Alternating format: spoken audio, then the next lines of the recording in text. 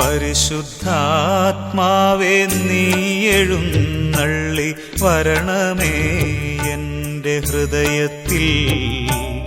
ദിവ്യദാനങ്ങൾ ചിന്തി എന്നുള്ളിൽ ദൈവസ്നേഹം നിറയ്ക്കണേ.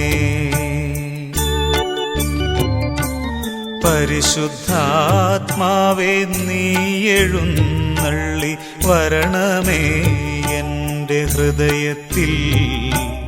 ദിവ്യദാനങ്ങൾ ചിന്തി എന്നുള്ളിൽ ദൈവസ്നേഹം നിറയ്ക്കണേ.